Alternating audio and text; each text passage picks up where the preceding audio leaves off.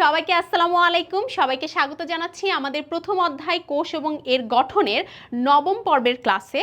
আজকের পর্বটা মূলত একটা টপিককে ঘিরে হবে, অ্যান্ড টপিকটা হচ্ছে সেন্ট্রাল ডগমা বা কেন্দ্রীয় প্রত্যয়।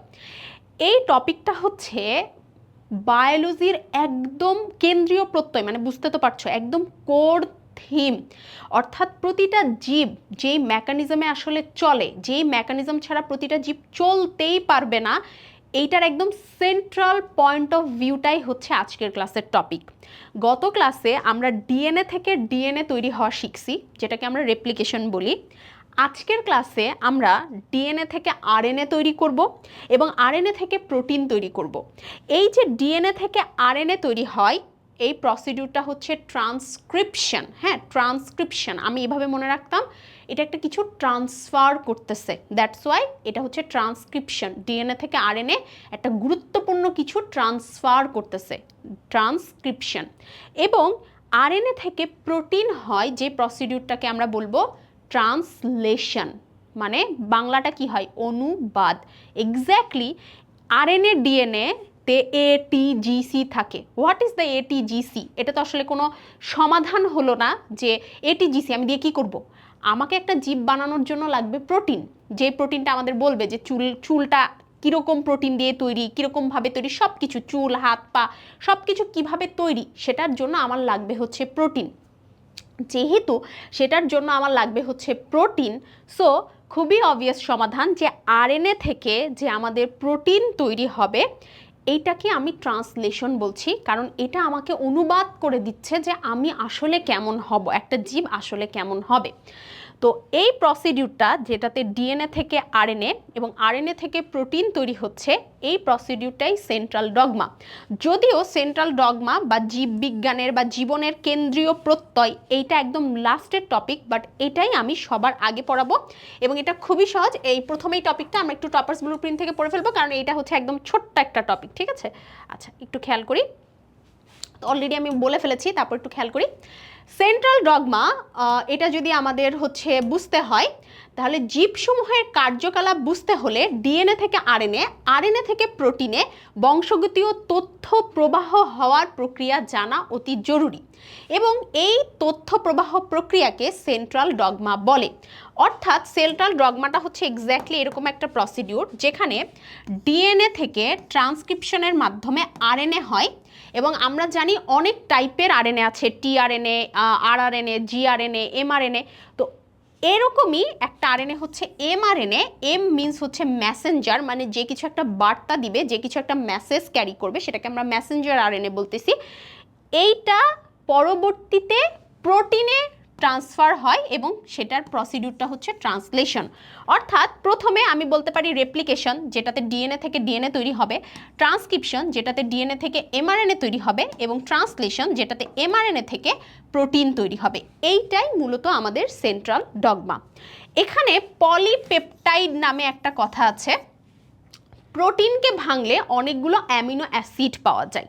মনে করি যে এইরকম গোল গোল গোল গোল, এগুলো সব হচ্ছে এক একটা অ্যামিনো অ্যাসিড। অ্যামিনো অ্যাসিডের মধ্যে যে বন্ডগুলো থাকে, এই বন্ডটা দিয়ে আলটিমেটলি একটা প্রোটিন তৈরি হয়।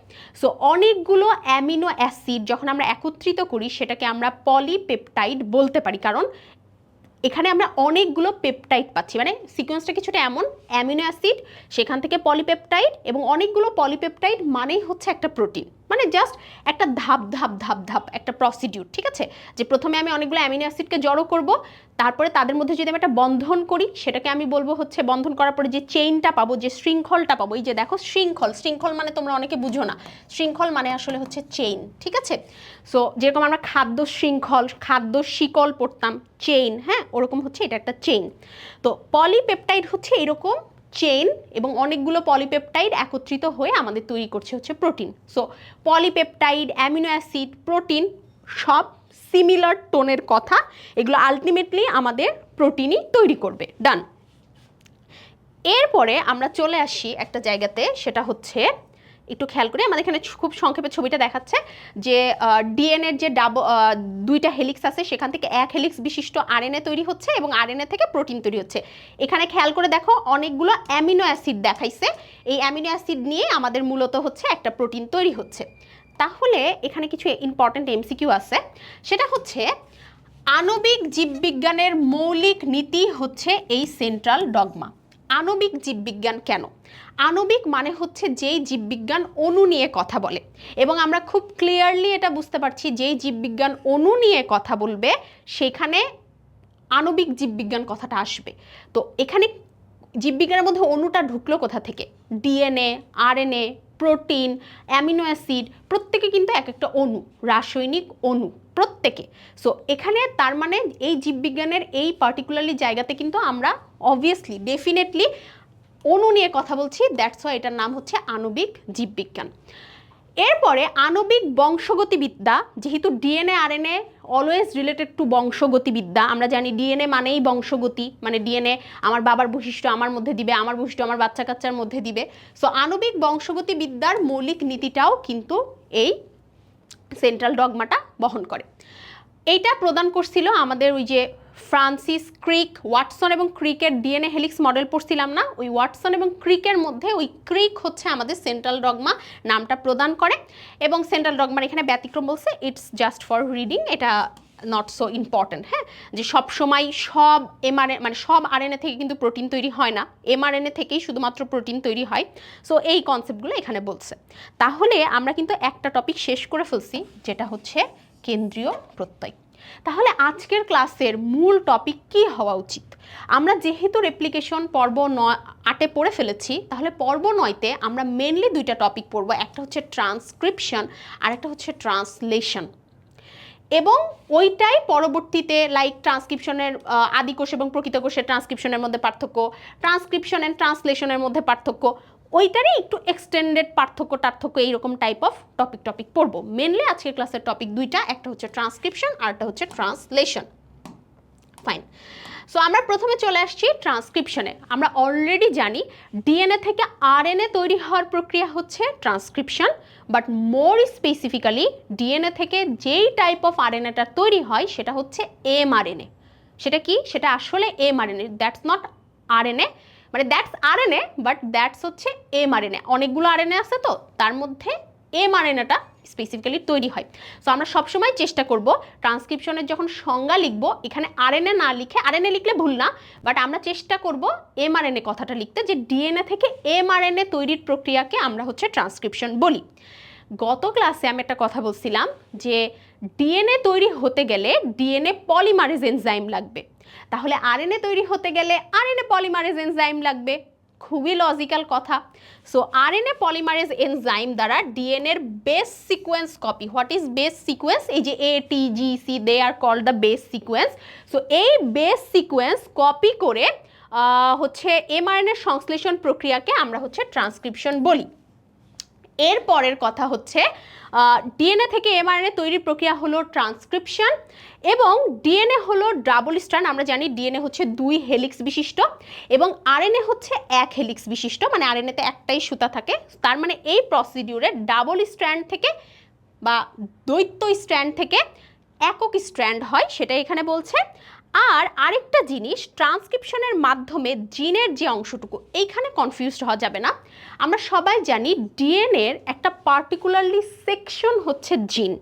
তো ব্যাপারটা এমন না যে পুরো ডিএনএটাকেই হচ্ছে ট্রান্সক্রিপ্টেড হতে হবে, মানে পুরো ডিএনএটাই আমাদের হচ্ছে এমআরএনএতে পরিণত হতে হবে, এরকমটা নাও হতে পারে। ঠিক আছে, হতেও পারে নাও হতে পারে।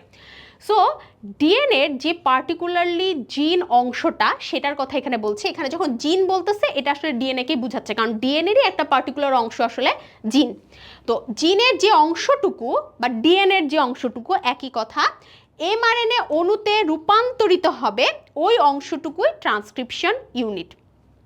জিন নিয়ে বিস্তারিত কথাবার্তা আমরা 10ম এবং 11তম পর্বে পড়বো, 10 এবং 11 নম্বর পর্বে পড়বো। দ্যাটস ওয়াই আমি জিনের বেশি ডিপ নলেজ এখানটায় দিচ্ছি না। আমরা আপাতত এটা বুঝবো যে ডিএনএর পার্টিকুলার একটা অংশ হচ্ছে আমাদের জিন। সো আমি এখানে যখন জিন বলতেছে আমি ধরে নিতে পারি যে হ্যাঁ এটাই আমি ডিএনএটাকেই আমার মিন করতেছে। সো ডিএনএর যে অংশটুকু এমআরএনএ অণুতে রূপান্তরিত হবে সেটাই হচ্ছে আমাদের ট্রান্সক্রিপশন ইউনিট। মানে ওই যে বললাম যে পুরো এত বড় একটা ডিএনএ আছে, তার মধ্যে যেই অংশটুকু আমাদের ট্রান্সক্রিপশন হয়ে এমআরএনএ তৈরি হবে সেটা হচ্ছে ট্রান্সক্রিপশন ইউনিট। ফাইন। এরপরে আমরা খুবই লজিক্যাল সেন্স দিয়ে কথাগুলো মনে রাখবো। সেটা হচ্ছে টেমপ্লেট স্ট্র্যান্ড কি আর কমপ্লিমেন্টারি স্ট্র্যান্ড কি। টেমপ্লেট মানে হচ্ছে ছাঁচ, এটা আমরা সবাই জানি। সো টেমপ্লেট স্ট্র্যান্ড হচ্ছে সেই স্ট্র্যান্ডটা, এই যে খেয়াল করি এইটা হচ্ছে একটা স্ট্র্যান্ড, এই স্ট্র্যান্ডটাকে ছাঁচ ধরে আমার একটা আরএনএ তৈরি হবে, এমআরএনএ তৈরি হবে। যেই স্ট্র্যান্ডটাকে ছাঁচ ধরে আমার এমআরএনএ তৈরি হচ্ছে সেটাকেই আমি টেমপ্লেট স্ট্র্যান্ড বলি।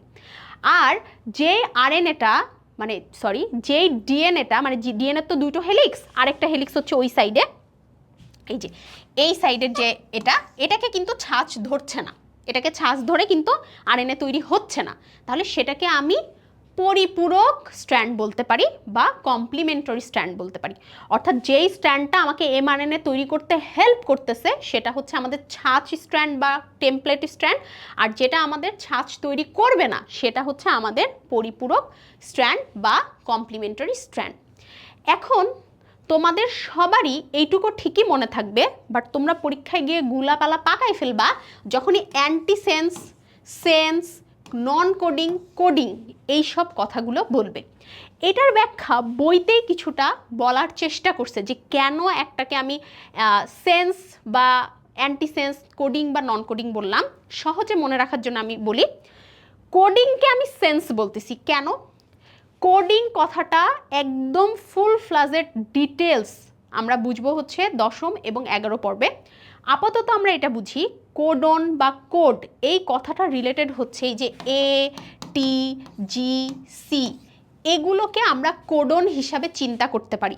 আমি আগেও বলছিলাম যখন আমরা কম্পিউটারে প্রোগ্রামিং করি তখন কম্পিউটার কোডিং করি, প্রোগ্রামিংয়ে কোডিং করি। কোডিং করার উদ্দেশ্য এটা আমাকে বোঝানো যে তুমি এমন কমান্ড দিলে তুমি এমন রিপ্লাই পাবা। মানুষের শরীরের এই ডিএনএ আরএনএও সেম কাজ করে। ওদের যখন এ, টি, জি, সি এগুলো দেওয়া থাকে, এগুলোর উদ্দেশ্যই হচ্ছে প্রোটিন বানানো বা অ্যামিনো অ্যাসিড বানানো। তো ওরাও সেম কাজই করে, যে এই যে আমাদের যে কোডনগুলো আছে বা কোডগুলো আছে এগুলোকে আমরা কোড হিসেবে চিহ্নিত করছি এই জায়গাটাতে। যারা কোনো কিছু কোড করতেছে তার মানে তারা ভালো কাজ করছে, তার মানে তারা সেন্স মেক করতেছে। দ্যাটস ওয়াই আমরা মনে রাখবো যারা কোডিং তারা তো সেন্স, আর যারা নন কোডিং মানে যারা কোড করছে না তারা হচ্ছে anti sense, they does not make any sense. বুঝতে পারছি? আগে আমরা এইটুকু মনে রাখি, এইটুকু কথাটা আমরা মনে রাখি, পরে আমি ডিটেলস বুঝাবো যে কিভাবে কি হলো। তাহলে আমরা এইটুকু বুঝছি যে কোডিংয়ের সাথে সবসময় সেন্স থাকবে, যেহেতু কোডিং একটা সেন্স মেক করে দ্যাটস ওয়াই কোডিংয়ের সাথে সেন্স থাকবে। নন কোডিং কোনো ধরনের সেন্স মেক করে না, সেই জন্য এটার সাথে অ্যান্টি সেন্স থাকবে। ঠিক আছে, ফাইন। এইবার আমরা আসি কেন আমি এটাকে কোডিং আর কেন আমি আরেকটাকে নন কোডিং বলছি। তো আমরা কোডিং কাকে বলেছি? আমরা কোডিং বলছি এই যে যেই আমাদের পরিপূরক বা হচ্ছে কমপ্লিমেন্টারি স্ট্র্যান্ড, ওকে আমি কোডিং বলছি। একটু খেয়াল করে দেখো, বলেছে অপর স্ট্র্যান্ডটি অর্থাৎ যে স্ট্র্যান্ড থেকে ট্রান্সক্রাইব হবে না, কমপ্লিমেন্টারি স্ট্র্যান্ড থেকে ট্রান্সক্রাইব না হবে না, কারণ ডিএনএ অণুর এই স্ট্র্যান্ডের বেস সিকোয়েন্স আর নতুনভাবে সৃষ্ট এমআরএনএ অণুর বেস সিকোয়েন্স হুবহু একই রকম। মনে করো ডিএনএতে এ, টি, জি, সি, সি, এ, টি, টি আছে। তোমরা আমার সাথে সাথে একটু বোঝার বা বলার বা জানার চেষ্টা করো। এটা যদি ডিএনএর সেন্স হয়, এটা আমার জামায় লাগছে, লেগে এরকম হয়েছে। এটা যদি ডিএনএর সেন্স হয়, হ্যাঁ, তাহলে মানে ডিএনএর কোডন হয়, তাহলে আরএনএতে যখন আমার আসবে এর স্থলে কি বসা উচিত? এর কমপ্লিমেন্টারি বেস কি আমাকে বলো। তোমরা এটা কমন সেন্স মানে অ্যাপ্লাই করলেই পারবা। এর কমপ্লিমেন্টারি স্ট্র্যান্ডটা কি? টি। এর কমপ্লিমেন্টারি স্ট্র্যান্ড টু টি, তাই না? কিন্তু আরএনএতে কি টি থাকে? আরএনএতে কি টি থাকে? না, আরএনএতে টি থাকে না। যেহেতু আরএনএতে টি থাকে না, সেই কারণে আমার এর বিপরীতে ইউ বসাতে হবে। টি এর বিপরীতে আমরা কিন্তু এ ঠিকই বসাতে পারবো, কারণ আরএনএতে এ থাকে। জি এর বিপরীতে সি, সি এর বিপরীতে জি, সি এর বিপরীতে জি, এর বিপরীতে টি বসবে না, ইউ বসবে, এবং টি এর বিপরীতে এ বসবে। বুঝতে পারছি? কোনো সমস্যা আছে এখানে? নাই। এইবার যদি এখানে সমস্যা না থাকে, তাহলে একটা জিনিস খেয়াল করো, তুমি এইটাকে ছাঁচ হিসাবে ব্যবহার করে এখানে যে স্ট্র্যান্ডটা বানাচ্ছিলা, সেই স্ট্র্যান্ডটার মতোই এই স্ট্র্যান্ডটা না, খালি ওই যে এ আর টি এর গড়মিল ছাড়া, মানে টি আর ইউ এর গড়মিল ছাড়া। এ তো থাকবে, বাট টি এর জায়গায় ইউ বসবে। সেম স্ট্র্যান্ড না দুইটা? কারণ এর কমপ্লিমেন্টারি এ, আবার এর কমপ্লিমেন্টারি তো অলরেডি ও। এখন পরবর্তীতে কে প্রোটিনটা তৈরি করছিল? নিশ্চয়ই এই এমআরএনএটা, এটা আমি প্রথমেই বলে নিছি। পরবর্তীতে এই এমআরএনএটাই প্রোটিনটা তৈরি করছিল। যেহেতু পরবর্তীতে এমআরএনএটাই প্রোটিনটা তৈরি করতেছিল, তার মানে এমআরএনএটাই কিন্তু আসলে কোড করছিল অ্যামিনো অ্যাসিডকে। তাহলে তুমি আমাকে বলো, কাকে কোডিং স্ট্র্যান্ড বলা উচিত? যে এর মতো?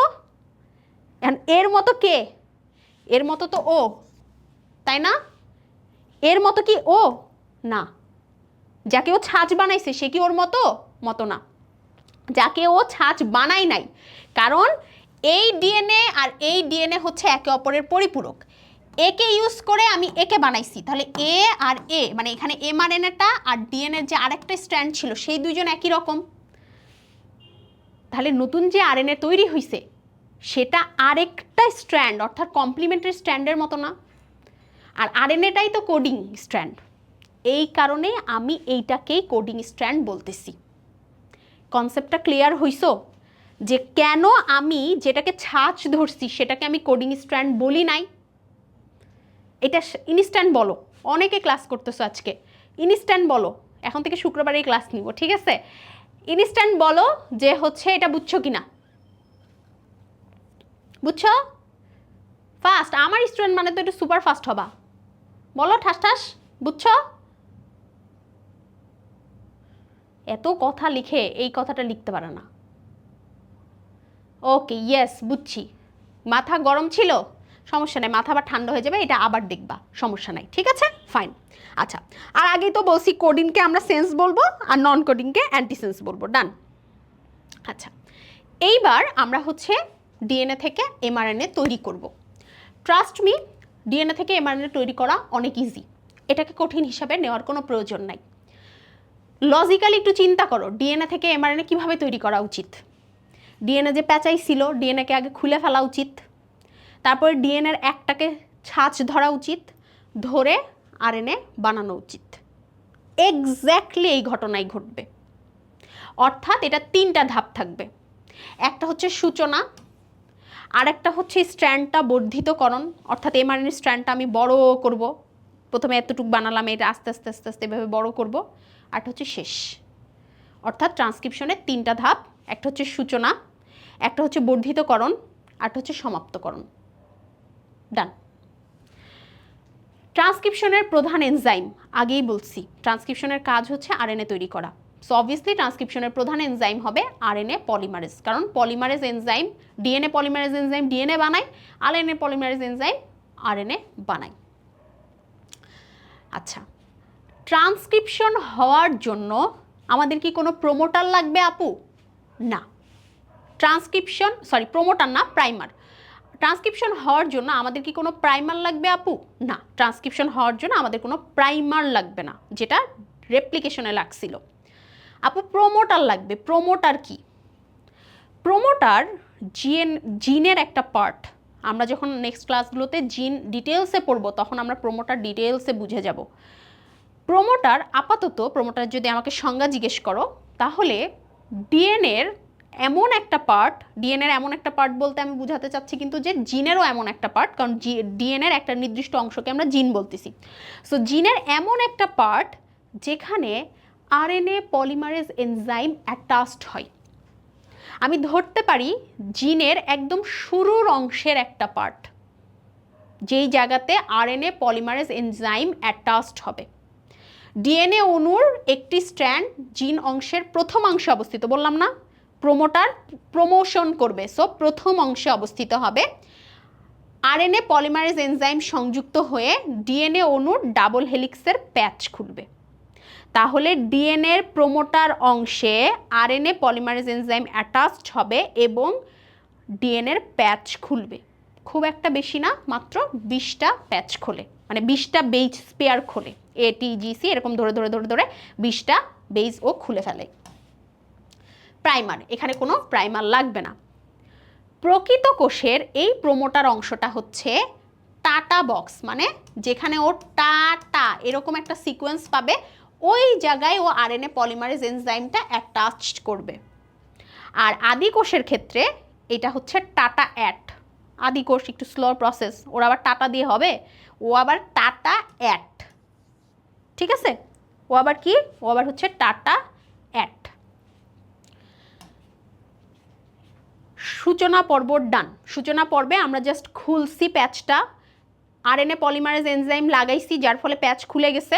এবং আরএনএ পলিমারেজ এনজাইম আদি কোষের ক্ষেত্রে কোথায় লাগে, প্রকৃত কোষের ক্ষেত্রে কোথায় লাগে, সেটা আমরা খালি পড়ে নিব। একটাতে টাটা প্রকৃত কোষে, আদি কোষে হচ্ছে টাটা অ্যাট। এরপরে হচ্ছে এমআরএনএ স্ট্র্যান্ড বর্ধিতকরণ। এমআরএনএ স্ট্র্যান্ডটাকে বড় করতে হবে। কিভাবে বড় করব? RNA polymerase enzyme base pairing নীতি অনুযায়ী, ওই যে আমি একটু আগে দেখো, আমি আবার এটা রিভার্স যাচ্ছি, এই রীতি অনুযায়ী, এবং গত ক্লাসে আমরা এটাও পড়ছি যে ডিএনএ 5 থেকে 3 মুখী হয়ে রেপ্লিকেট হয়। একইভাবে আরএনএও 5 থেকে 3 মুখী হয়ে রেপ্লিকেট হবে, মানে নতুন যে স্ট্র্যান্ড আমি বানাবো সেটা 5 থেকে 3 দিকে যাবে, ঠিক আছে? এটি একটু পরে লেখা আছে। আচ্ছা, নীতি অনুযায়ী একটার পর একটা এমআরএনএ যুক্ত করে সুতাটাকে বৃদ্ধি করতে থাকে, একটার পর একটা যুক্ত করে সুতাটাকে বৃদ্ধি করতে থাকবে। এবং at the same time, I mentioned it again and again, কোনো এনজাইম এক জায়গায় সারাদিন চুপ করে বসে থাকে না।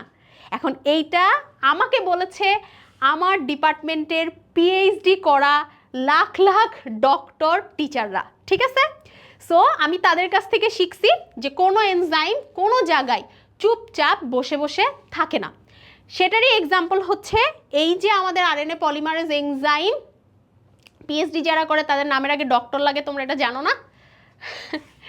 পিএইচডি যারা করে তাদের নামের আগে ডক্টর লাগে, বুঝছো? তোমার আপু যদি কোনো দিন ভুলক্রমে ঢাকা ভার্সিটির টিচার হয়ে যায়, তোমার আপুকেও বাই ডিফল্ট পিএইচডি করতে হবে, তোমার আপুরও নামের আগে ডক্টর লাগবে। এটা বাই ডিফল্ট লাগাইতেই হবে, কিছু করার নাই, কারণ পিএইচডি না করলে প্রমোশন দিবে না, প্রফেসর হইতে পারবো না, বুঝছো? আচ্ছা, সো এই যে আমাদের কই জানি আরএনএ পলিমারেজ এনজাইম, ও কি হয়, ও সামনের দিকে অগ্রসর হতে থাকে। ওর যখন একটা কাজ হয়ে গেছে, ও কখনোই সারা জীবন ওই জায়গায় বসে থাকবে না, ও আস্তে আস্তে আস্তে আস্তে পুরো জায়গাটা জুড়ে অগ্রসর হতে থাকবে। বুঝতে পারছো? কারণ ওর যখন কাজ হয়ে গেছে, মানে ওর যখন এই অংশে কাজ হয়ে গেছে, এই অংশে কাজ বলতে কি, এই অংশে ওর কাজ ছিল যে ও এমআরএনএ তৈরি করবে, ও এই অংশে এমআরএনএ তৈরি করছে, কারণ সারা জীবন কি এদের টু করে বসে থাকবে না, ও তখন এখান থেকে আস্তে আস্তে আস্তে আস্তে নিচের দিকে নামতে থাকবে, এবং এমআরএনএও আস্তে আস্তে নিচের দিকে নামতে থাকবে। এবং এই প্রসিডিউরে আমাদের হচ্ছে 5 থেকে 3 মুখে, আমি যেটা বললাম যে 5 থেকে 3 প্রাইম, এই যে দেখো এমআরএনএটা এই যে 5 থেকে 3 প্রাইম দিকে এমআরএনএটা তৈরি হবে। ওকে, ডান। আচ্ছা, এখন এখানে একটা আছে ডিএনএর স্ট্র্যান্ড, এরকম হলো কেন? আচ্ছা, এখানে একটা আছে ডিএনএর স্ট্র্যান্ড, এখানে একটা আছে হচ্ছে এমআরএনএ স্ট্র্যান্ড। তো এখন এখানে যদি একটা ডিএনএ স্ট্র্যান্ড থাকে, এখানে যদি একটা আরএনএ স্ট্র্যান্ড থাকে, তাহলে এটাকে আমি ডিএনএ আরএনএ হাইব্রিড বলতে পারি না? হাইব্রিড মানে কি? দুটো জিনিস জোড়া লাগানো। আর হাইব্রিড সাধারণত একই টাইপের জিনিস খুব কম জোড়া লাগায়। হাইব্রিড মানে হচ্ছে দুইটা ভিন্ন টাইপের জিনিসকে একসাথে জোড়া লাগানো, এটাকে হাইব্রিড বা সংকরায়ন বলে। সো এখানে একটা ডিএনএ স্ট্র্যান্ড, এখানে একটা আরএনএ স্ট্র্যান্ড, এই দুটোকে একসাথে জোড়া লাগায়ে এইটাকে আমরা বলতেছি কি, এটাকে আমরা বলতেছি ডিএনএ আরএনএ হাইব্রিড গঠন। এরকম একটা হাইব্রিড আমরা হচ্ছে দেখতে পারি এই জায়গাটাতে, ঠিক আছে? আচ্ছা, সো এরপরে এই আস্তে আস্তে এমআরএনএ স্ট্র্যান্ডের পেছন অংশ ক্রমশ খুলে পৃথক হয়। মানে দেখো, আরএনএ পলিমারেজ এনজাইম সামনের দিকে আগাতে থাকবে এবং পিছন থেকে এই যে দুইটা যে আটকে ছিল এরকম করে এটা বাহির হইতে থাকবে। আরএনএটা এভাবে এভাবে বাহির হইতে থাকবে, কারণ ওই আরএনএ তৈরি হয়ে গেছে। সো আস্তে আস্তে ডিএনএর সাথে তো আর লেগে থেকেও লাভ নাই, তাই না? সো আরএনএটা ও আস্তে আস্তে বাহির হইতে থাকবে। ফাইন। আচ্ছা, এইবার ডিএনএর যে অংশ থেকে আরএনএ তৈরি হয়ে গেছে সেই অংশ তো আর এরকম ফাঁক করে রেখে লাভ নাই, মানে সেই অংশ হচ্ছে এই যে এরকম দুইটা অংশ আলাদা করে রেখে লাভ নাই। সো তারা ওই দিক থেকে আবার জোড়া লাগাতে থাকে। আমি তোমাদেরকে একটা কথা বলি, তোমরা কোষ বিভাজন পড়ছো না? কোষ বিভাজনের prophase, prometaphase, metaphase, anaphase, telophase পড়ছো, তখন তোমাদের কাছে মনে হয়েছে না প্রোফেজ একটা স্টেজ, মেটাফেজ একটা স্টেজ, এনাফেজ একটা স্টেজ? মনে হয়েছে তো, রাইট? আমি যখন ইউনিভার্সিটিতে থার্ড ইয়ারে সাইটোলজি কোর্সটা করি, ম্যাডামকে আমি বলছিলাম, ম্যাডাম আমি যে মাইক্রোস্কোপের নিচে মেটাফেজ দেখতেছি, একটা কোষের মধ্যে একটা কোষের কিছু সেল দেখি মেটাফেজ স্টেজে আছে, কিছুটা এনাফেজে আছে, কিছুটা প্রোমেটাফেজে আছে, এমন কেন হচ্ছে? তো ম্যাম বলল, শোনো বাবা, এটা একটা ধারাবাহিক প্রক্রিয়া, এটা কন্টিনিউয়াসলি চলতে থাকে। তুমি এক্সপেকটেশন রাখতে পারবা না যে সবাই একই টাইমে একই ফেজেই অবস্থা করবে। তো biology exactly this kind of thing. আমরা যে এখানে এতগুলো clip clip clip clip picture তুলে তুলে বলতেছি যে ডিএনএ খুলতেছে, আরএনএ পলিমারেজ এনজাইম এসে লাগতেছে, এমআরএনএ তৈরি হইতেছে, ডিএনএ আর আরএনএ ডাবল স্ট্যান্ড মানে একসাথে দুটো স্ট্যান্ড হচ্ছে, হাইব্রিড হচ্ছে, তারপরে ওইখান থেকে পিছনের যেই ডিএনএ খুলে গেছিলো সেটা প্যাঁচাচ্ছে। এত কথা বলতে বলতে আমার শরীরের মধ্যে কবে এইসব হয়েও গেছে, বুঝতে পারছো? মানে it is a continuous process. স্বাভাবিকভাবে যখন এখান থেকে আরএনএটা তৈরি হয়ে ওই হাইব্রিডের সাথে যুক্ত না থেকে ও দূরে সরে যাবে, তখন স্বাভাবিকভাবে কি হবে? স্বাভাবিকভাবে উপরের অংশ থেকে হচ্ছে ডিএনএ আবার পেঁচাই যাবে। ডিএনএ কেন আর আলাদা হয়ে থাকবে?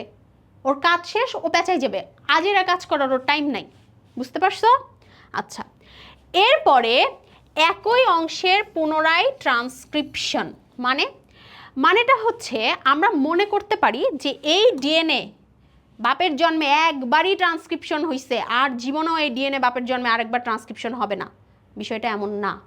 ও যদি আবার প্রোমোটার রিজিয়ন থাকে, ওর যদি আবার হচ্ছে আরএনএ পলিমারেজ এনজাইম ওর সাথে অ্যাটাচড হয়, কন্টিনিউয়াসলি ও আরও এমআরএনএ ট্রান্সক্রাইব করতে পারবে। এই যে দেখো, আরেকটি এমআরএনএ তৈরি শুরু করতে পারে।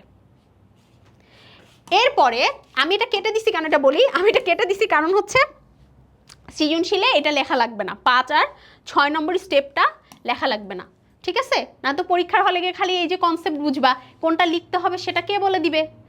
পরীক্ষার হলে গিয়ে যেন আপুর সব কথা মনে থাকে, সেই কারণে এটা বলে দিচ্ছি, এটা কেটেও দিচ্ছি এবং টপার্স ব্লুপ্রিন্টে লেখাও আছে সৃজনশীলের জন্য কোন কোন অংশ লিখতে হবে। আচ্ছা, এরপরে বহু এমআরএনএ সৃষ্টি, আমরা যেটা বললাম এখানে একটা তথ্য দিছে, ডাটা দিছে যে হাজার হাজার মিলিয়ন কপি এমআরএনএ তৈরি করতে পারে।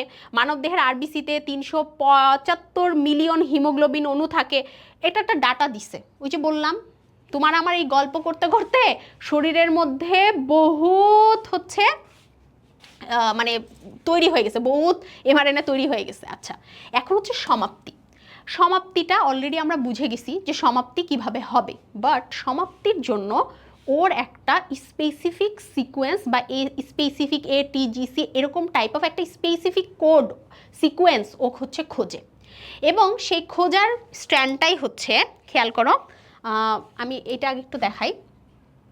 এই যে টার্মিনেশনের, প্রকৃত কোষের টার্মিনেশনের সিকোয়েন্স হলো এক সারি অ্যাডেনিন, মানে ও যেখানে অনেকগুলো পাই, হ্যাঁ, ওখানে ও কোডিং মানে এমআরএনএ তৈরিটা অফ করে দেয়।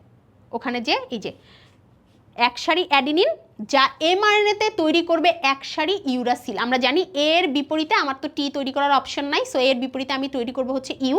সো যখন আমি ডিএনএতে অনেকগুলো এ পাচ্ছি এবং সেখান থেকে আমি আরএনএতে অনেকগুলো ইউ তৈরি করে ফেলছি, তখন আমি বুঝবো যে দ্যাটস ইট, আমার এখন এমআরএনএ তৈরি বন্ধ করতে হবে, এবং তখন এমআরএনএ তৈরি বন্ধ হয়ে যায়। সেখানে বিভিন্ন প্রোটিন এসে যুক্ত হয়ে আলটিমেটলি এমআরএনএ তৈরিটা বন্ধ করে দেয়। এটা প্রকৃত কোষের ঘটনা। আদি কোষে এরকম একটা লুপ তৈরি করে, এটা জাস্ট একটা এআই মেড ইমেজ। তোমরা এই লুপ দেখবা, গুগলে সার্চ দিয়ে অনেক জায়গায় লুপ আছে, জাস্ট এরকম একটা লুপ তৈরি হয়। লুপ মানে তো আমি বলছি একটা ফাঁস, একটা গোল্লা অংশ তৈরি হয়, এবং গোল্লা অংশ তৈরি হলে তখন এমআরএনএ বুঝতে পারে যে ঠিক আছে আর দরকার নাই আমার এমআরএনএকে বড় করার, আমি এখন ট্রান্সক্রিপশনটা স্টপ করি, এবং তখন সে ট্রান্সক্রিপশনটা স্টপ করে, এবং সেটার জন্য ওই যে বিশেষ প্রোটিন যুক্ত হয়। এরপরে ট্রান্সক্রিপশনের সমাপ্তি স্থান, তো এই যে এটাই বললাম যে ও একটা পারফেক্ট সিকোয়েন্স খুঁজতে থাকে, এবং সেই সিকোয়েন্স যখন ও পায় সেটা হতে পারে লুপ, আদি কোষের ক্ষেত্রে, প্রকৃত কোষের ক্ষেত্রে সেটা হতে পারে অনেকগুলো এ, এরকম যদি ও পায় তাহলে ও ট্রান্সক্রিপশনটা অফ করে দেয়। ট্রান্সক্রিপশনের চিত্রটা যেটা দেওয়া আছে বইতে, এটাই সবচেয়ে সহজ চিত্র, এটাই পারফেক্ট চিত্র, সবাই এটাই আঁকবা, এটার জন্য কোনো এক্সট্রা কোনো প্যারা খাইতে হবে না। বাট তোমরা এতক্ষণ যারা ট্রান্সক্রিপশন অংশটা বইতে দেখোনি তাদেরকে একটু দেখাই দিচ্ছি যেন বুঝতে সুবিধা হয় যে আপু তোমাদের লাইফটা কতটা ইজি করে দিছে। প্রথমে লিখছে ট্রান্সক্রিপশনের জন্য যা যা প্রয়োজন, তোমার এগুলো পড়ার দরকার নাই, তুমি যখন ট্রান্সক্রিপশন প্রক্রিয়া পড়ছো তুমি এখন অটো জানো যে ট্রান্সক্রিপশনের জন্য কি কি প্রয়োজন, তুমি সেখান থেকে এটা লিখবা বা একবার এটা রিডিং পড়তে পারো। এরপরে হচ্ছে এই যে ছবিটা এবং ট্রান্সক্রিপশনের সূচনা, বইয়ের লেখা দেখেছ? বইয়ের লেখা সুন্দর না? অনেক সুন্দর, হ্যাঁ। আর এই যে আমার স্মার্ট স্টুডেন্টদের জন্য কীরকম লেখা থাকবে বলো তো? আমার স্মার্ট স্টুডেন্টদের জন্য এই যেমন লেখা থাকবে, এবং বলাও থাকবে 1 2 3 4 সৃজনশীলের পয়েন্টে উল্লেখ করবা, এটাও বলা থাকবে, সাথে ছবিও দেওয়া থাকবে, সব থাকবে, ঠিক আছে? কারণ আমার স্টুডেন্ট আর বাকিদের স্টুডেন্ট তো এক না। ঠিক আছে, এইবার আসি, এই যে আমি যে এমআরএনএ এত কষ্ট করে এতক্ষণ ধরে তৈরি করলাম, এটা আসলে প্রি এমআরএনএ, মানে এমআরএনএ তৈরির আগের এমআরএনএ। সো এমআরএনএ তৈরির আগের এমআরএনএ, এটা পারফেক্ট এমআরএনএ না, ওকে এখন আমরা পারফেক্ট সিচুয়েশনে নিয়ে যাব। যদি পরীক্ষায় শুধু ট্রান্সক্রিপশন প্রক্রিয়া বলে বা বলে প্রি এমআরএনএ তৈরি করো, তোমাদের এই পরিমার্জনটা না লিখলেও চলবে, আসলে পরীক্ষায় এত লেখার টাইমও পাবা না, সেই সেন্স থেকেও দরকার নাই তোমাদের মানে পরিমার্জনটা লেখার, তোমরা জাস্ট ইয়ে পর্যন্তই সীমাবদ্ধ রাখতে পারো। আর যদি তোমরা মনে করো যে হ্যাঁ তোমরা আরেকটু এক্সটেন্ডেড ভার্সন লিখবা, মানে হচ্ছে মানে পরিমার্জন লিখবা, আমি যেটা সাজেস্ট করব না, পরিমার্জনটা পরীক্ষায় আলাদাও আসতে পারে, তো ওইখানে লিখলেই হবে, ট্রান্সক্রিপশন প্রক্রিয়ার মধ্যে লেখার দরকার নেই, কারণ ট্রান্সক্রিপশন প্রক্রিয়া বলতে বোঝায় ডিএনএ থেকে এমআরএনএ তৈরি, হ্যাঁ ওইটা আসলে প্রি এমআরএনএ, ওইটা পারফেক্ট এমআরএনএ না, এমআরএনএর আগের স্টেজটা। ওকে ফাইন, এবার ট্রান্সক্রিপশন পরবর্তী আমরা কিছু পরিমার্জন করব, আমাদের ভুল হয়ে যেতে পারে, সেই ভুলগুলো আমরা এখন হচ্ছে ঠিক করব। তো এখানে 3টা পরিমার্জন হয়, এবং বইতে অনেক কিছু লেখা থাকতে পারে, অনেক ছবি দেওয়া থাকতে পারে, বাট পরিমার্জনটা খুবই সিম্পল। আমার মনে পড়ে আমার জেনেটিক ইঞ্জিনিয়ারিং একটা ম্যাডাম বলছিল যে এই পরিমার্জন হচ্ছে 30 সেকেন্ডে বলা যায়। 30 সেকেন্ডটা কি? টেইলিং। টেইলিং মানে হচ্ছে টেল অংশে কিছু একটা যোগ হবে। আমাদের এই যে 5 থেকে 3, আমরা তো বলছি এমআরএনএ 5 থেকে 3 দিকে তৈরি হয়েছে, তার মানে 3 অংশ যেটা সেটা হচ্ছে আমাদের টেল। এইখানে অনেকগুলা এ থাকবে, এ খেয়াল করি, এখানে বলছে পলি এ পলিমারেজ, পলি এ মানে অনেকগুলো এ যে এনজাইমটা তৈরি করছে সেটাকে আমরা বলছি পলি এ পলিমারেজ এনজাইম। ও হচ্ছে 50টা থেকে 250টা অ্যাডেনিন মানে এ কে প্রি এমআরএনএ 3 প্রাইম প্রান্তে যুক্ত করে, এই যে লাস্টে ও অনেকগুলো এ এ এ এ এ এ এভাবে ও হচ্ছে যুক্ত করে, ঠিক আছে? তাহলে এটাকে আমরা টেইলিং বলতে পারি। টেইলিং মানে হচ্ছে একদম লাস্টে অ্যাড হওয়া, তো এইটা লাস্টে অ্যাড করে, এবং এটা অ্যাড করার কারণে সুবিধা যেটা হয় সাইটোসোল। সাইটোসোল বলতে বোঝায় হচ্ছে সাইটোপ্লাজমের ভেতরের তরল পদার্থটাকে আমরা সাইটোসোল বলতে পারি। তো আমরা হচ্ছে ধরতেছি যে সাইটোপ্লাজমের যত ধরনের ক্ষতিকর পদার্থ আছে সেটা থেকে এটা রক্ষা করবে এই পলিএ টেলটা, ঠিক আছে? তো সাইটোসোল বা সাইটোপ্লাজম, এক কথায় সাইটোপ্লাজমের ভেতরের ক্ষতিকর মানে সাইটোপ্লাজমের ভেতরের তরল পদার্থটাকে আমরা সাইটোসোল বলতেছি। তো সেখানকার যে বিভিন্ন ক্ষতিকর পদার্থ আছে বা সেখানকার যে প্রতিকূল পরিবেশ আছে সেটা থেকে আমাদের রক্ষা দিবে হচ্ছে এই পলিএ টেলটা। আচ্ছা, টেল বা লেজে তো অ্যাড করা হইলো, মাথায় তো অ্যাড করা হইলো না, তাহলে মাথায় অ্যাড করে কি? মাথায় অ্যাড করে হচ্ছে ক্যাপ, দ্যাট মিনস ক্যাপিং। তাহলে ক্যাপ, ক্যাপিং, সি, তাহলে কি সি অ্যাড করব? না, সি এর যে বন্ধু যে হচ্ছে জি, আমরা তাকে অ্যাড করব। আমরা 5 প্রাইম প্রান্ত, কারণ আমরা বলছি 5 প্রাইমটা হচ্ছে আমাদের কি বলে মাথা। সো ওইখানে আমরা হচ্ছে 7টা গুয়ানিন অ্যাড করব, 7টা গুয়ানিন গুনে গুনে আমরা ওখানে অ্যাড করব, 7টা জি অ্যাড করব, এই যে ক্যাপ 7টা জি অ্যাড করব। এবং এই কাজটা 3 ধরনের এনজাইম কমপ্লেক্স করে থাকে, মানে 3টা এনজাইম একত্রিতভাবে এই কাজটা হচ্ছে আমাদের করে থাকে, ঠিক আছে। বা এখানে আরও অনেক এনজাইম থাকতে পারে, বইতে তো আসলে জিনিসগুলো শর্টে কাটে বলতে চেষ্টা করে, তো এইভাবে এখানে অনেকগুলো এনজাইম কমপ্লেক্স কাজ করে। ডান। এরপরে আমাদের চলে আসতেছে প্রকৃত কোষের জিনের গঠন, এক্সন আর ইন্ট্রন। আমি মনে রেখেছিলাম এক্সন যে কিছু এক্সিকিউশন করে, এতক্ষণে আমরা এটা জেনে গেছি যে এক্সিকিউশন করে সে হচ্ছে ভালো, অর্থাৎ সে কোড করতেছে, সে কোনো একটা মেসেজ আমাদেরকে দিচ্ছে। সো কোডিং অঞ্চল বা এক্সিকিউশন অঞ্চল বা এক্সন সেটা হচ্ছে এক্সপ্রেসড সিকোয়েন্স, যারা কোনো কিছুকে এক্সপ্রেস করবে বা এক্সিকিউশন করবে। আমি প্রথমবার এক্সন দেখে এভাবে মনে রাখছিলাম যে যারা কোনো কিছু এক্সিকিউশন করবে। আর ইন্ট্রন যারা হচ্ছে ভেতরেই থাকবে, ইন থাকবে, কোনো কাজ করবে না, তারা হচ্ছে নন কোডিং অঞ্চল। তো নন কোডিং অঞ্চলের কোনো কাজ আছে নাই, তাহলে কি করব? যেই নন কোডিং অঞ্চলগুলো আছে সেগুলোকে আমি কাটবো এবং কোডিং অঞ্চলগুলোকে জোড়া লাগাবো। এই নন কোডিং অঞ্চলকে কাটা এবং কোডিং অঞ্চলকে জোড়া লাগানো, এই ঘটনাটা এখানে কয়টা কি আছে এটা বলছে, এই ঘটনাটাই হচ্ছে স্প্লাইসিং করা। নন কোডিং মানে ইন্ট্রনগুলোকে কাটা আর এক্সনগুলোকে জোড়া লাগানো, এই ঘটনাটাই হচ্ছে স্প্লাইসিং। তো ব্যাপার হচ্ছে কি, বায়োলজিতে আমি খেয়াল করে দেখছি যে কোনো কিছু খুব সুন্দর একটা থিওরি মেনটেন করে। কেমন? ঠাস ঠাস করে কোনো কিছু কেটে ফেলে না, ও কি করে, ও একটাকে কমপ্লেক্স তৈরি করে, ওকে বুঝায় যে হ্যাঁ তোমার পাশে সবাই আছে, সবাই আছে, দেন ঠাস করে একদিন কেটে দেয়, বুঝছো? যেন কাটতে সেই ফিলটা না হয়, বায়োলজি সবসময় সেটা ট্রাই করে। তো এই কারণে আমাদের কই গেল স্প্লাইস, আচ্ছা এখানে তো স্প্লাইসিং কি এটা তো আমি বললাম যে এক্সন অংশ বাদ দিয়ে দিব, সরি ইন্ট্রন অংশ বাদ দিয়ে দিব এবং এক্সন অংশ জোড়া লাগাবো, সেটাকে আমি স্প্লাইসিং বলতেছি। স্প্লাইসিওসোম, ঠিক আছে, আমি তোমাদের আগেও বলছি আমার উচ্চারণ বেরোইতে চায় না। এইটা কি, এই জিনিসটা আসলে কি? এটা হচ্ছে এই যে পিএমআরএনএ এবং স্মল ছোট রাইবোনিউক্লিয় প্রোটিনস, এটা কিন্তু আমরা রাইবোজোম পড়ার সময় পড়ছিলাম, এই টার্মটা আমাদের একবার আসছিল। এইটা হচ্ছে আমাদের মূলত আরএনএ এবং প্রোটিন একত্রিত করে একটা কমপ্লেক্স তৈরি, মানে এটা একটা যৌগ। এই জিনিসটার সাথে যখন আমরা এই পিএমআরএনএটাকে যুক্ত করি, এই দুটাকে একসাথে যোগ করি, তখন সেটাকে আমরা এই স্প্লাইসিওসোম বলি। এবং এরকম একটা কমপ্লেক্স গঠন করার পরে তারপরে আমরা হচ্ছে ওইটা কাটি, কারণ পিএমআরএনএ তো অলরেডি এক্সন ইন্ট্রন আছে, সো তখন আমরা ইন্ট্রনগুলো কাটি, ঠিক আছে, ডান। আচ্ছা, এরপরে স্প্লাইসিংয়ের নিখুঁত, মানে স্প্লাইসিং যে কতটা নিখুঁত হয় সেটা বলতে চাচ্ছে।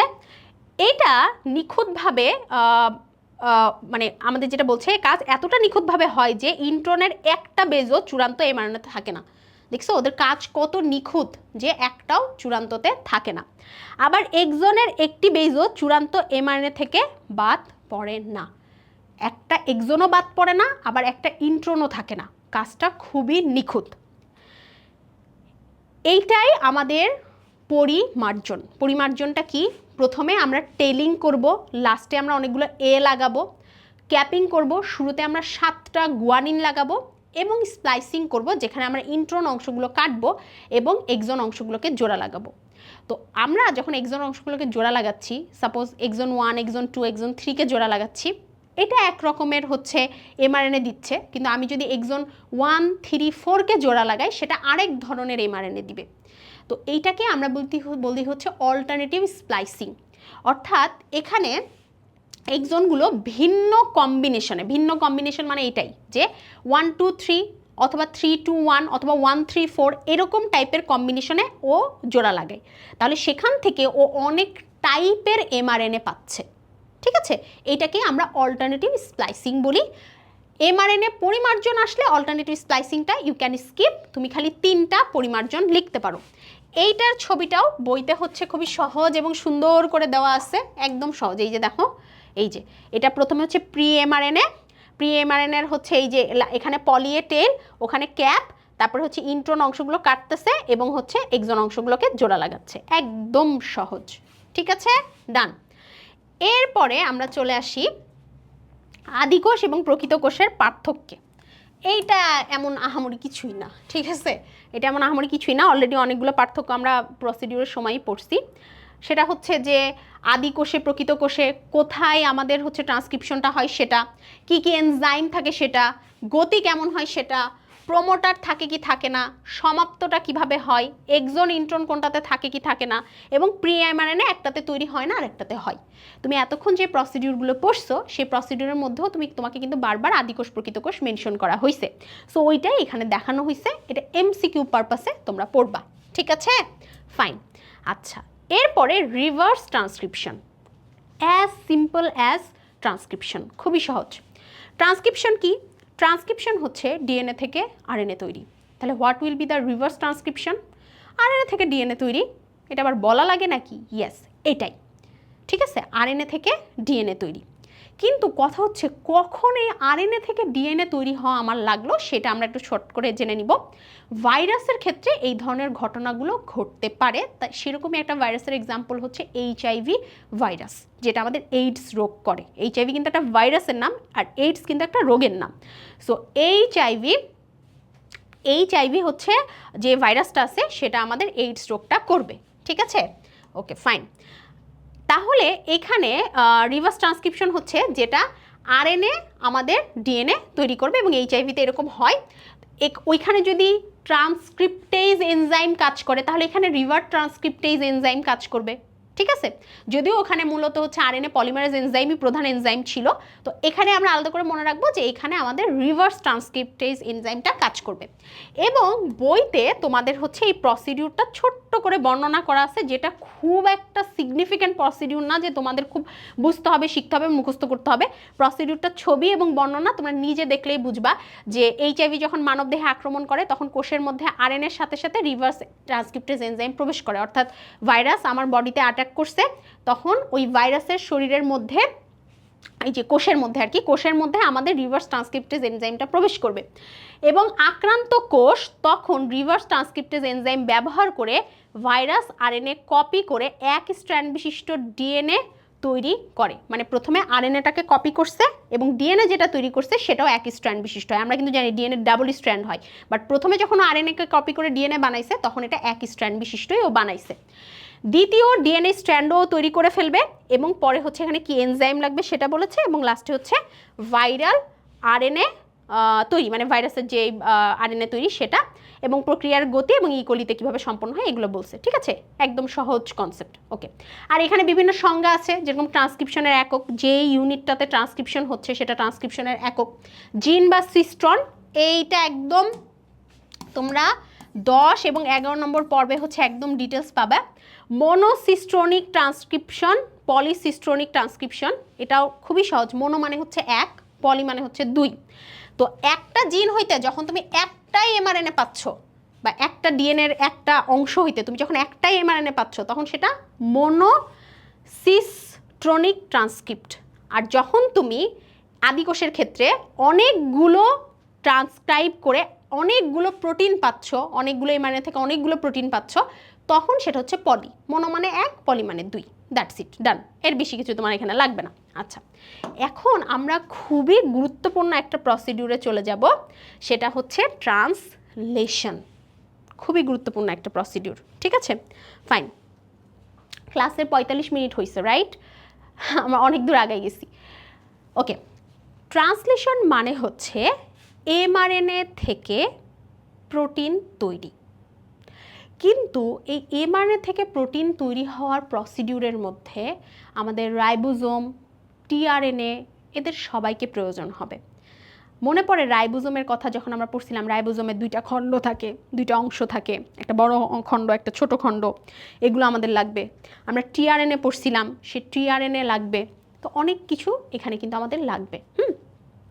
তো আমরা চলো, এবং ট্রান্সলেশন প্রক্রিয়াটা কিন্তু সাইটোপ্লাজমে সংঘটিত হয়। এতক্ষণ প্রক্রিয়াগুলো কিন্তু নিউক্লিয়াসের ভিতরে ঘটছিল। তুমি ডিএনএ রেপ্লিকেশনের কথা বলো, ট্রান্সক্রিপশনের কথা বলো, এগুলো সব কিন্তু নিউক্লিয়াসে ঘটছিল। যদি প্রকৃত কোষ হয় নিউক্লিয়াসে ঘটছিল, যদি প্রকৃত কোষ না হয় তাহলে সেটা নিউক্লিয়াসে ঘটে না। সো এইবার এই সাইটোপ্লাজমে সংঘটিত হবে আমাদের ট্রান্সলেশন। আচ্ছা, ট্রান্সলেশনও ট্রান্সক্রিপশনের মতো 3টা পদ্ধতিতে ঘটে। পদ্ধতি 1 হচ্ছে সূচনা পর্ব, পদ্ধতি 2 হচ্ছে সেম ওই রকম বর্ধিতকরণ পর্ব, এবং পদ্ধতি তো না, ধাপ 3 হচ্ছে এন্ডিং, মানে হচ্ছে কি বলে, সমাপ্তিকরণ পর্ব। আচ্ছা, প্রথমে আমরা একটা যৌগ গঠন করব বা একটা কমপ্লেক্স একটা জিনিস তৈরি করব, মানে কিছু কিছু জিনিসকে একসাথে মার্জ করে অনেকগুলো জিনিস হচ্ছে তৈরি করব। সো সেটা কি, সেটা একটু দেখি। টিআরএনএ খেয়াল করো তো, টিআরএনএ কই, এই যে এটা হচ্ছে আমাদের টিআরএনএ, এবং মেথিওনিন। ঠিক আছে, মেথিওনিন একটা amino acid, methionine amino acid একটা নাম। তোমরা আস্তে আস্তে আরও অনেক টাইপের অ্যামিনো অ্যাসিডের নাম কিন্তু হচ্ছে জানবা। ঠিক আছে, ফাইন। সো টিআরএনএ, মেথিওনিন এবং রাইবোজোমের ছোট খণ্ড, এই যে রাইবোজোমের ছোট খণ্ড, এই 3টাকে আমি যোগ করলাম। কি কি? রাইবোজোমের ছোট খণ্ড, টিআরএনএ এবং মেথিওনিন। মনে রাখো, এই 3টাকে একসাথে করলাম, করে একটা জোট গঠন করলাম বা একটা জিনিস আমি তৈরি করলাম। ঠিক আছে, ডান। এরপরে ওকে যে তৈরি করছি, করে কি করব, এমআরএনএর 5 থেকে 3-এর দিকে ওকে এরকম করে ঠেলে দিব। অর্থাৎ একটা এমআরএনএ এরকম, এইদিকে 5, এদিকে 3, ও এইভাবে এখানে যে জোটটা গঠন করে ও এই দিক বরাবর চলতে থাকবে। ও এক জায়গায় বসে থেকে ওর লাভ নাই। কিন্তু কথা হচ্ছে 5 থেকে 3-এর দিকে চলতে থাকবে। কথা হচ্ছে ও কেন চলছে। এই যে ও চলবে, এই প্রসিডিউরটাকে স্ক্যানিং বলে। কেন স্ক্যানিং বলে? কারণ ও এমন করে স্ক্যান করতেছে বা কিছু একটা খোঁজার চেষ্টা করতেছে। ঠিক আছে, তো কি খোঁজার চেষ্টা করতেছে? যতক্ষণ না স্টার্ট কোডন আউজি, আমরা মনে রাখবো আউজি, এবং আমরা জানি এমআরএনএতে তো অবশ্যই আমরা ইউ পাবোই, তাই না? সো এ পাবো, ইউ পাবো, জি পাবো, এরকম একটা অংশ আমরা পেয়ে যেতেই পারি। সো আউজি বা AUG, এটা হচ্ছে একদম বাম থেকে শুরু করে ডান পর্যন্ত কন্টিনিউয়াসলি ও খুঁজতে থাকে, মানে 5 থেকে 3-এর দিকে কন্টিনিউয়াসলি খুঁজতে থাকে যে কোথায় আউজি আছে। কারণ যেখানে ও আউজি পাবে সেখান থেকে ও প্রোটিন বানানো শুরু করবে বা সেখান থেকে ও ট্রান্সলেশন করাটা শুরু করবে।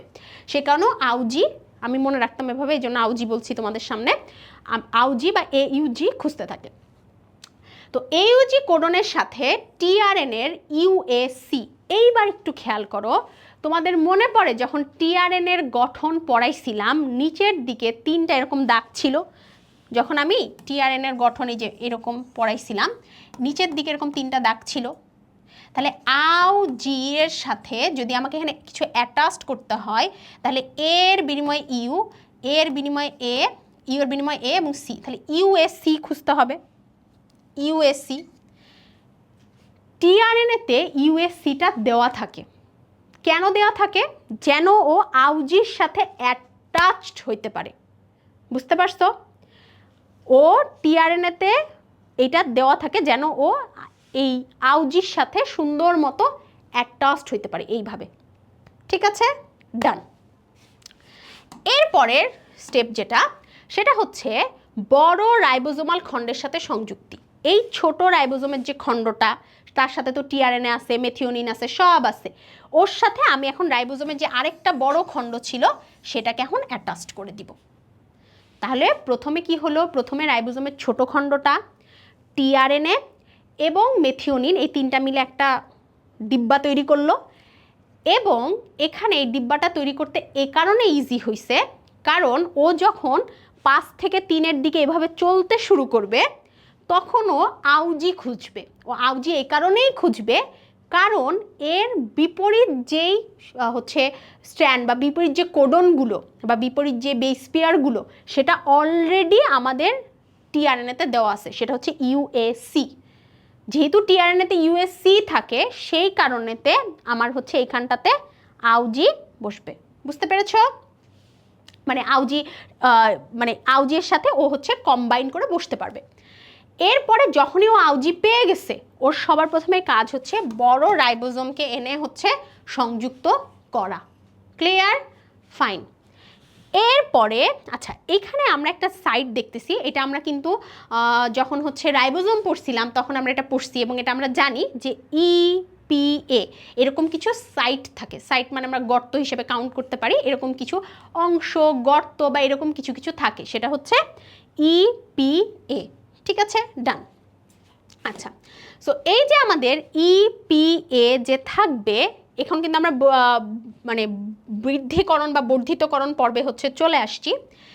এই বর্ধিতকরণ বা বৃদ্ধি পর্বটা একটা সিনেমার মতো, মানে এটা কোনো স্টপিং সিচুয়েশন না, মানে এটা কোনো একদম যে ঠাস ঠাস ঠাস ঠাস করে চলতে থাকবে এরকম, মানে একটা চলতে থাকবে কন্টিনিউয়াস সিচুয়েশন, মানে এটা কোনো স্থির সিচুয়েশন না। তোমাকে এটা আগেই বুঝে নিতে হবে। আমি তোমাকে এখন জাস্ট একটা ভিজুয়ালাইজেশন দিব, যেটার মাধ্যমে তুমি বুঝতে পারবা যে কিভাবে প্রসিডিউরটা এরকম এরকমভাবে পরপর পরপর চলতে থাকছে। ঠিক আছে, ডান। আচ্ছা, একটু বুঝি তাহলে কি হচ্ছে। আমাদের প্রথমে আনা মেথিওনিন অ্যামিনো অ্যাসিডের সাথে কোডের নির্দেশ অনুযায়ী একটার পরে একটা অ্যামিনো অ্যাসিড এসে যুক্ত হবে। এখানে ছিল মেথিওনিন, এরপরে টিআরএনএ আরও আরেকটা অ্যামিনো অ্যাসিডকে সাথে করে নিয়ে আসতেছে। এই যে দেখো, আরও আরেকটা অ্যামিনো অ্যাসিডকে সাথে করে নিয়ে আসতেছে, অলরেডি আরেকটা নিয়ে এসে কিন্তু এখানে বসায়ও দিছে।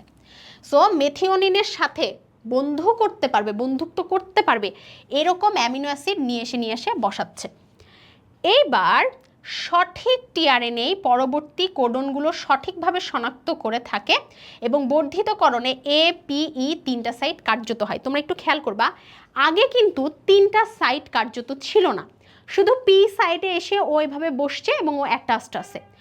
এরপরে আস্তে আস্তে বাদবাকি ইপিএ 3টা সাইটই কার্যকর হতে শুরু করবে। কিভাবে শুরু করবে আমরা একটু প্রসিডিউরটা বুঝি। টিআরএনএর এ সাইটে আগমন, মানে পিতে তো অলরেডি আমার একটা টিআরএনএ মেথিওনিন আছে, এই পি এর পাশে এতে তুমি যদি বইটা দেখো আরও সুন্দর করে বুঝবা ছবিটা, কারণ বইয়ের ছবিটা বেশি ভালো দেওয়া আছে, এটার ছবিটা বইতেই পারফেক্ট দেওয়া আছে, একটু খেয়াল করো। এই দেখো, দেখছো, এই যে দেখো পিতে ছিল, এবার ও এতে এনে একটা বসাইছে। এই যে এটা একটা মেথিওনিন, এখানে আরেকটা অ্যামিনো অ্যাসিড এতে এনে ও বসাইছে, টিআরএনএ আরেকটা অ্যামিনো অ্যাসিড এখানে এনে বসাইছে, এবং আরেকটা আসতেছে, আরেকটা অন প্রসিডিউরে আছে। আচ্ছা, তো এইবার এসব কাজের জন্য প্রয়োজনীয় শক্তি জিটিপি হাইড্রোলাইসিসের মাধ্যমে সরবরাহ করে। এটা আমরা অনেক আগেই জানি, এটিপি জিটিপি এগুলো থেকে আমরা শক্তি পাই। সো যখনই আমাদের কোনো শক্তির প্রয়োজন হবে আমরা এদের থেকে নিয়ে এসে শক্তিটা মানে নিব।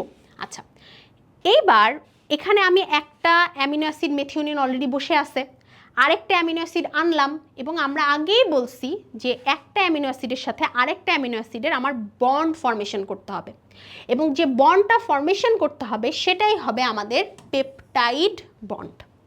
ঠিক আছে, এবং এই পেপটাইড বন্ড তৈরিতে রাইবোজোমাল এনজাইম, মানে রাইবোজোমে থাকে এমন একটা এনজাইম, সেটা হচ্ছে পেপটিডাইল ট্রান্সফারেজ এনজাইমটার নাম সবাই মনে রাখবা, পেপটিডাইল ট্রান্সফারেজ এনজাইমটা হেল্প করে। ঠিক আছে, ডান।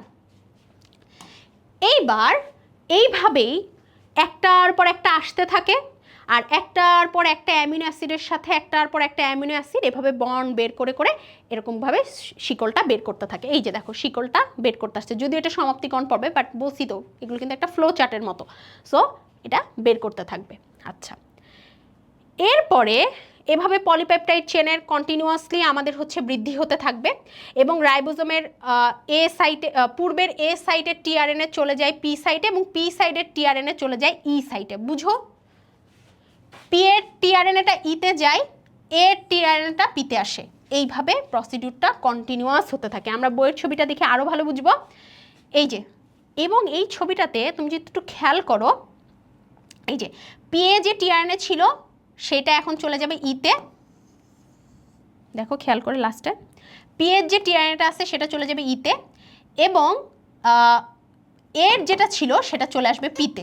ঠিক আছে, কিন্তু বারবারই চেইন যেটা সেটা সব সময় পি থেকে বেরোচ্ছে। তোমরা এটা খেয়াল করছো? সব সময় পি থেকে বেরোচ্ছে চেইনটা কিন্তু ই থেকে বেরোচ্ছে না। তাহলে ই কি? আপু ই তো এক্সিট সাইট আপনি বলছিলেন, কিন্তু পি থেকে তো বেরোচ্ছে না। তাহলে এটার সলিউশন কি বা এটার আউটকাম কি, যে কেন ই থেকে বেরোচ্ছে না? বেরোচ্ছে তো বারবার পি থেকে, এটা সবসময় মনে রাখবা। আমাদের যে চেইনটা আছে পলিপেপটাইড যে চেইন বা অ্যামিনো অ্যাসিডের যে চেইনটা, সেটা সবসময় পি থেকে বেরোবে, এটা কখনোই ই থেকে বেরোবে না। তাহলে ই থেকে কি বেরোবে? ই থেকে বেরোবে টিআরএনএটা। এই টিআরএনএটা আমরা এইখানে দিয়ে দিব এবং এই টিআরএনএটা ই থেকে বেরোয় যাবে। এই জন্য ই মানে এক্সিট, আমরা এভাবে মনে রাখবো, ই মানে এক্সিট সাইট। এখান থেকে এক্সিট নেয় হচ্ছে tRNA, not amino acid chain. Clear? চলো আমরা কথাগুলো মিলাই। কথাগুলোর মধ্যে এটা আছে যে ই সাইটোস্থ টিআরএনএতে কখনো অ্যামিনো অ্যাসিড থাকবে না। স্টপ কোডন না আসা পর্যন্ত এই প্রক্রিয়া চলতে থাকবে এবং সমাপ্তিকরণ যখন হবে তখন আমাদের 3টা কোড লাগবে, উয়া,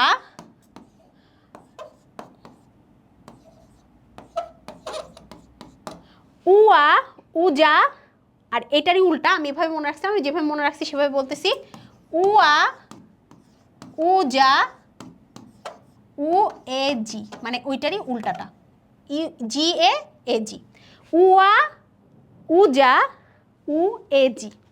ঠিক আছে? এইটাও যখনই পেয়ে যাবে ও ট্রান্সলেশন প্রক্রিয়াটা বন্ধ করে দিবে। ক্লিয়ার? ডান? আপু ডান তো, কিন্তু আপনি যদি আবার একটু বলতেন তাহলে মনে হয় ভালো বুঝতাম। অবশ্যই আরেকবার তো এটা রিপিট করবই, ঠিক আছে? একদম শর্টকাটে জাস্ট 2 মিনিটে পুরো ট্রান্সলেশন প্রক্রিয়া আমি রিপিট করব, ঠিক আছে? আচ্ছা, শেষ করে নিই। স্টপ কোডন রাইবোজোমের সাইট এতে যুক্ত হলে, এই যে রাইবোজোমের সাইট যেটা এতে যুক্ত হলে অ্যামিনো অ্যাসিড টিআরএনএর পরিবর্তে একটি প্রোটিন রিলিজ ফ্যাক্টর সাইট এতে সংযুক্ত হয়। দেখো, যখন কোনো প্রসিডিউর শেষ হয়ে যাচ্ছে তখন শুধুমাত্র আমি স্টপ কোডন পেয়ে গেছি সেজন্যই আমি ঠাস করে শেষ করে দিব, এটা ইজ নট এনাফ। তাহলে এটারই একটা এক্সটেন্ডেড ভার্সন আমরা যেটা করব, রিলিজ ফ্যাক্টর এখানে সংযুক্তি করব এবং সেটার হেল্প নিয়েই আমরা সমগ্র অ্যামিনো অ্যাসিডকে এখান থেকে রিলিজ করে দিব এবং ট্রান্সলেশন প্রক্রিয়ার সমাপ্তি ঘোষণা করব। ওকে? আচ্ছা, এরপরে রাইবোজোম এবং অন্যান্য অংশ পৃথক হওয়া। রাইবোজোম কি আর এখন একসাথে দেখার দরকার আছে? নাই। তাহলে রাইবোজোমের 2টা খণ্ড আলাদা হয়ে যাবে, টিআরএনএ এগুলো সব আলাদা হয়ে যাবে। ঠিক আছে, ডান। আচ্ছা, তো চলো এখন প্রসিডিউরটা আমি একদম খুব সিম্পলি মানে হচ্ছে তোমাদেরকে চিত্রটা দেখে এক্সপ্লেন করাই দিই। খেয়াল করো, চিত্র দেখে একদম জাস্ট 2 মিনিটে প্রসিডিউর শেষ। আমাদের কিন্তু পড়া শেষ আজকের ক্লাসের, ঠিক আছে? ট্রান্সক্রিপশন আর ট্রান্সলেশনের পার্থক্য ওইটা তোমরা এমনিতেও পারবা, আমি একটু দেখাই দিব জাস্ট, বাট পড়া কিন্তু শেষ আজকের ক্লাসের। হ্যাঁ, কত দ্রুত হয়ে গেছে, এই 1 ঘন্টা হয়েছে দেখছো, বাট পড়া শেষ। ওকে, আমি যখন তোমাদের কোর্সের জন্য রুটিন করি যে আমি কোন দিন কতটুকু করে পড়াবো, এটা অনেক আগে রুটিন করা বাই দ্য ওয়ে। প্রতিদিন ক্লাসের আগে বসে বসে বা ক্লাসে আসার সময় দেখি যায় আজকে ক্লাসে কতটুকু পড়াতে পারবো। তোমরা জানো এটা পসিবলও না, যেহেতু টপার্স ব্লুপ্রিন্টের পর্বে ভাগ করা থাকে, একটা ক্লাসের ফিক্সড টার্গেট থাকে। তোমরা যখন কোর্স মানে লঞ্চ হয় নাই তখনই আমার এটা প্ল্যান করা যে কয়টা ক্লাস, কয়টা পর্ব হবে, কয়টা অধ্যায়ের কয়টা পর্ব হবে, সব কিছু ইচ অ্যান্ড এভরিথিং আমার গুছানোভাবে প্ল্যান করা। আমি জীবনেও কোনো দিন ক্লাসে আমি দাঁড়াই যাই, গিয়ে আমি যতটুকু পড়াতে পারবো আজকে ততটুকু পড়াবো, হ্যাঁ, ও মোটামুটি 10টা থেকে 12টা ক্লাস লাগবে, এইভাবে আমি চিন্তা করে তোমাদের কোর্সে এনরোল করাই নাই। বুঝতে পারছো? তোমরা বুঝতে পারবা, because you people are my smart student. ঠিক আছে? আচ্ছা, সো এবার দেখি, একটু বলি। একটা রাইবোজোমের ছোট খণ্ড, সেটাকে দিয়ে দাও একটা টিআরএনএর সাথে লাগিয়ে দাও মেথিওনিন, এরকম একটা ডাব্বা পাবা। এই ডাব্বাকে ধরে এই ডাব্বা 5 থেকে 3-এর দিকে চলতে শুরু করবে। চলতে চলতে যে প্রসিডিউরটা কমপ্লিট করবে সেটাকে আমরা বলবো স্ক্যানিং। স্ক্যানিং প্রসিডিউরে ও খোঁজার চেষ্টা করবে স্টার্ট কোডন। ও যখনই পেয়ে যাবে স্টার্ট কোডন আউজি, তখনই ও বলবে বড় রাইবোজোম খণ্ড এখানে আসো। কেন ওর আউজিকে এত পছন্দ? কারণ ওর যে টিআরএনএ আছে সেখানে আছে ইউএসি অ্যান্টিকোডন। সূচনা পর্ব বুঝে নাই কে কে হাত তুলি, সূচনা পর্ব বুঝে নাই কে কে হাত তুলি। সবাই বুঝেছি না? আয়নার সামনে দাঁড়ায় এটা বলবা আমি যে কথাগুলো বললাম, ঠিক আছে? আচ্ছা, এইবার চলে আসি আমরা বর্ধিতকরণ পর্বে। বর্ধিতকরণ পর্বটা একটা সিনেমার মতো। এখানে আমাদের এখানে যে মেথিওনিন ছিল সেটার একটা বন্ধু আনবো এ সাইটে, সেম আগের মতো একটা টিআরএনএ এবং একটা অ্যামিনো অ্যাসিড। এদের মধ্যে বন্ড করব পেপটিডাইল ট্রান্সফারেজ এনজাইম দিয়ে। এই বন্ডটা পেপটাইড বন্ড তৈরি হয়ে গেছে। এইভাবে একটার পর একটা অ্যামিনো অ্যাসিড আসতে থাকবে এবং এখান থেকে পি সাইড থেকে আমার পলিপেপটাইড চেইন বের হতে থাকবে, মানে অ্যামিনো অ্যাসিডের যে চেইন সেটা আমার কন্টিনিউয়াসলি বের হতে থাকবে এবং ই এর জায়গা দিয়ে ই সাইড দিয়ে আমার টিআরএনএটা বের হয়ে যাবে, ই সাইড দিয়ে আমার টিআরএনএ বের হয়ে যাবে। ই সাইটে জীবনেও কখনো থাকবে না, সেটা হচ্ছে অ্যামিনো অ্যাসিড।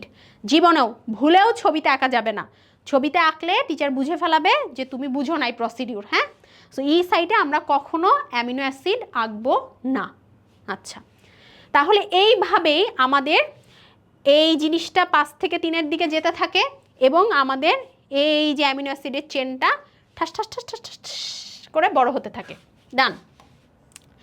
এরপরে যেই অংশটা আসছে সেটা হচ্ছে আমাদের সমাপ্তি পর্ব। সমাপ্তি পর্ব তখনই হবে যখন আমরা সমাপ্তি কোডন পাবো। তো সমাপ্তি কোডন হচ্ছে উয়া, উগা, UAG এরকম পেলেই আমরা হচ্ছে সেখানে সমাপ্তি করব। বাট সমাপ্তি করা এত সহজ না, সেজন্য আমরা কিছু রিলিজিং ফ্যাক্টর বা কিছু প্রোটিন কমপ্লেক্স সব কিছু এনে এখানে সংযুক্ত করে একটা কমপ্লেক্স সিচুয়েশন বাংলা কথায় তৈরি করে তারপরে আমরা সমাপ্তি পর্বটা ঘটাবো। এত ডিটেলস লাস্ট পর্যন্ত লিখতেই পারবা না, তোমরা সময়ই পাবা না। সো সমাপ্তি কোডন পেলে সমাপ্ত হয়ে যাবে এবং সমাপ্ত হয়ে যাওয়ার ক্ষেত্রে এই যে এই স্লাইডটা যেটা আছে, কই গেল বৃদ্ধিকরণ, এই যে রিলিজ ফ্যাক্টর সংযুক্তি। সো একটা রিলিজ ফ্যাক্টর সংযুক্তি হবে এবং এটা হচ্ছে আমাদের পলিপেপটাইডটা হচ্ছে পি থেকে পুরোপুরি মুক্ত হয়ে যাবে, পি সাইড থেকে ও পুরোপুরি মুক্ত হয়ে যাবে। এটুকু লিখলেই হবে। হ্যাঁ, একটা রিলিজ ফ্যাক্টর যদি আমি এ সাইটে সংযুক্ত করি তাহলে ও পি সাইড থেকে পুরোপুরি অ্যামিনো অ্যাসিডটা মুক্ত হয়ে যাবে এবং এরপরে আমাদের টিআরএনএ বলি, বড় বড় খণ্ড বলি, রাইবোজোমের সব কিছু আলাদা ছালাদা হয়ে যাবে। ডান। এখন আমরা লাস্ট টপিক ট্রান্সক্রিপশন এবং ট্রান্সলেশনের মধ্যে পার্থক্য পড়ব। এইটা অনেক সময় বোর্ড পরীক্ষায় চলে আসতে দেখা গিয়েছে। আশা করি তোমাদের তো টেনশন নাই, বোর্ড পরীক্ষায় কি আসে না আসে সেটা নিয়ে ভাবার দরকার নাই, এগুলো সব লেখাই থাকে। কই গেল, এই যে দেখো সংজ্ঞা দিবা, ওখানে কি কি লাগছে এখানে কি কি লাগছে সেটা দিবা। শোনো, মনে করে এই পার্থক্য নাই, নিজে একটু কমন সেন্স খাটাও। সংজ্ঞা দিবা প্রথমে, ট্রান্সলেশনে কি বানাইছো সেটা দিবা, উৎপন্ন কি হয়, ট্রান্সক্রিপশন উৎপন্ন কি হয় সেটা দিবা। এরপরে কি দিবা, ট্রান্সক্রিপশন কোথায় হয়, ট্রান্সলেশন কোথায় হয়, এগুলো খুবই বেসিক। হ্যাঁ, তারপরে এই যে সংগঠন স্থান, রাইবোজোম লাগে কি লাগে না, তারপরে হচ্ছে গুরুত্বপূর্ণ কিছু এনজাইমের নাম দিয়ে দিতে পারো, এইভাবেই। ঠিক আছে, মানে ইটস নট মুখস্থ করার জিনিস। এখান থেকে এমসিকিউ হিসেবে মুখস্থ করলে দ্যাটস ডিফারেন্ট থিং, বাট পার্থক্য তোমাকে এভাবে কখনো মুখস্থ করে লিখতে হয় না। এটা প্রসিডিউর জানো মানে তুমি পার্থক্য জানো। ডান। এরপরে আমাদের এই 7 নম্বর টপিকটা কিন্তু ক্লাসের শুরুতে পড়াই দিছি। গ, ঘ, ক, খ এগুলো টপার্স ব্লুপ্রিন্টে গুছিয়ে দেওয়া আছে, সব কিছুই বোঝানো আছে। ওগুলা তোমরা এত মানে স্বাবলম্বী আমাকে দরকার নাই। ঠিক আছে। আচ্ছা, ট্রান্সক্রিপশন প্রক্রিয়া বর্ণনা করো, 4 মার্ক, 10 মিনিট সময়। চিত্রটা খুবই সহজ, তোমরা চিত্রটা না দেখে আঁকার চেষ্টা করবা। হ্যাঁ, কারণ চিত্রটা অনেক সহজ।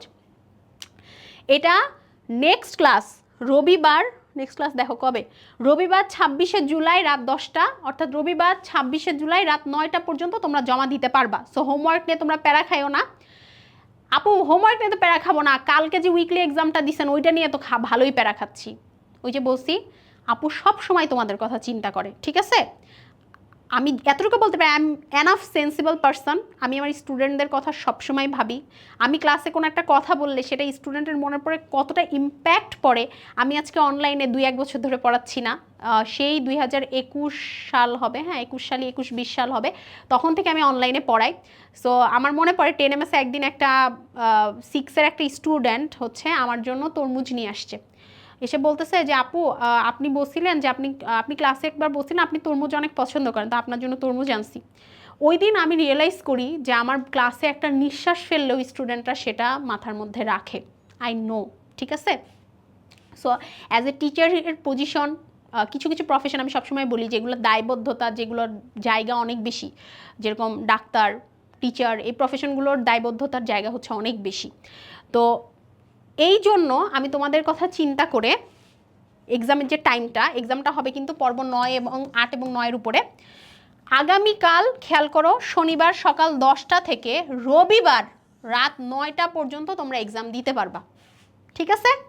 এবং 9:30-এ তোমাদের এক্সামটার রেজাল্ট দেখতে পারবা। রবিবারে তো 10টার সময় ক্লাস, বাট তোমরা হচ্ছে 9টাতে এক্সামটা দিতে পারবা, 9টা পর্যন্ত এক্সামটা দিতে পারবা। আচ্ছা, আরেকটা ব্যাপার, আমাদের প্রথম অধ্যায় শেষ হয়ে যাচ্ছে, সো আমাদের ফ্রি ক্লাসও শেষ হয়ে যাচ্ছে।